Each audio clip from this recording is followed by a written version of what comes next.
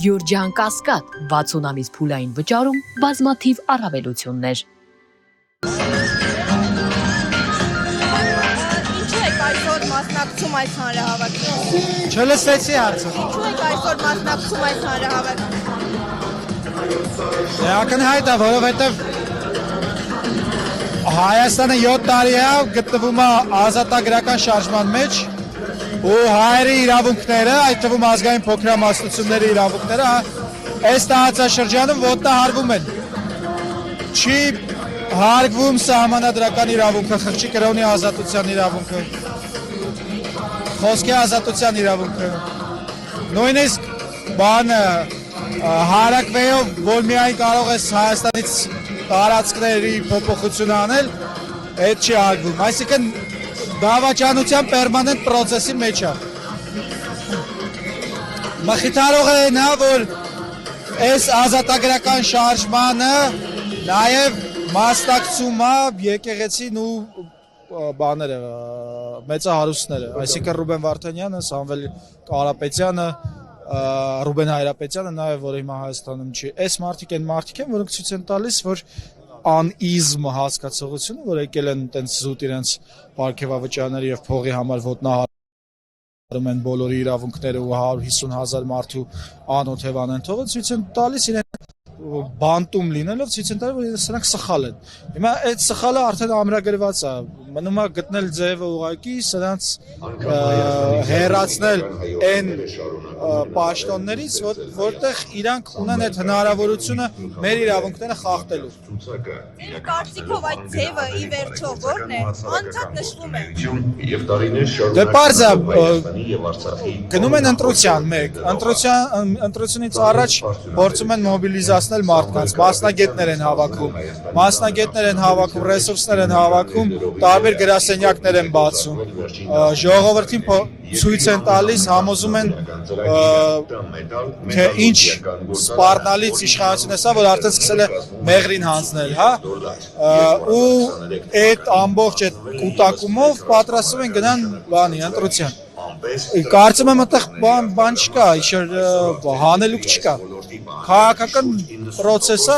ամեն մեկը իր ձևով անում է, ուղղակի ես մի խումն էլ իր անունը դրել է մեր ձևով այն պատճառով, որ Սամվել Կարապետյանը ասաց, եթե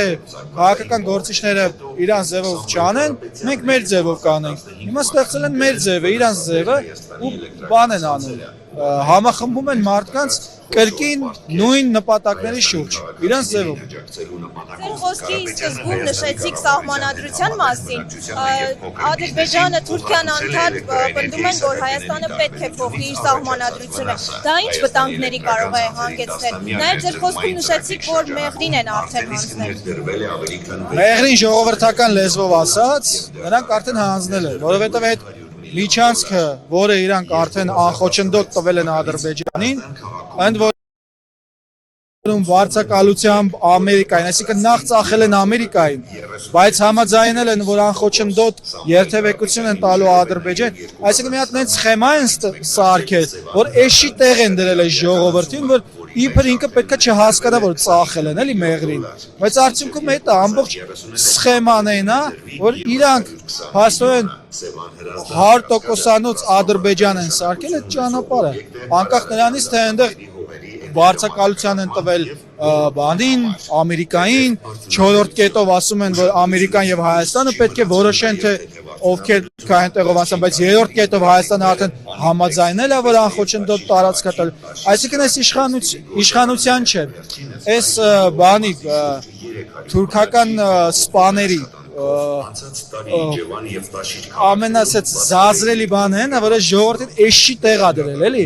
Այսինքն փաստացի իրենց ցեղասպանության այդ թղթով փաստացի նշվում է, որ Ադրբեջանին անխոչնդոտ տարածք են տալիս Հայաստանից, այսինքն Ադրբեջանն է այդ տարածքը։ Եկել են այստեղ էշի տեղ են դրել, որ մենք կկարողանանք խաբել ժողովրդին, որտեղ միշտ խաբել են, բայց այդ ժողովուրդը ես եմ եւ դուք եք նայ։ Եվ մենք մեր գործն է պարզապես մեր ընտանիքի մյուս անդամներին ժողովրդին բացատրել, որ սրանք էշի տեղ են դրել Արցախի հանձնումից սկսած։ Հարցի սկիզբը ո՞րն էր, մոռացա հարցը։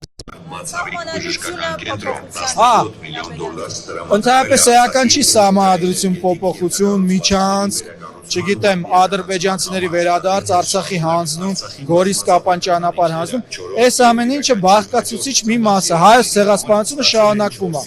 Այն որ Միքայել Աչապահյան arczepiskopos-ը, Բագրատ Գալստյանյան arczepiskopos-ը, թեմի առաջնորդը Գեղարքունիքի եւ կաթողիկոսի վրա որ գնում են, սա ցեղասպանության շարունակությունն է։ Վաղը կաթոլիկ եկեղեցին սրբադասելու է հայ arczepiskopos Իգնատիոս Մալոյանին, որը ցեղասպանության զոհ է։ 1915 թվականին նույն մեթոդով Օսմանյան Թուրքիայում երիտ թուրքերը ձերբակալել էին Իգնատիոս Մալոյանին, նույնս հիմարություններով, հա, որ բանը մեղավոր է, այսօր հանցագործության մեջ են մեղադրում եւ այլն, հեղաշրջում է նախապատրաստում ու տարել են տանջելով մարդուն ասում են կրոնափոխ եղի, չի եղել վերջում գնդակահարել են։ Հիմա այս նույն շղթան է, այս քահանաներին որ ձերբակալում են, նույն Իգնատիոս Մալոյանի շղթան է, ու այս մարդիկ, որոնք հանձնել են այդ քահանաները, որոնք հանձնել են, իրանք փաստորեն այդ գնդակը, որ խփել է Մալոյանին, իրանք այդպես կոնտրոլնի են, էլի խփում։ Այսինքն խնդիրը ոչ թե Միչանցք, ադրբեջանցիների վերադարձ Արցախի հանձնում, զուտ ցեղասպանության շարունակում, որպեսզի երկիր մոլորակի վրա հայեր չլինեն, էսա։ Որը դες չի լինելու, էլի։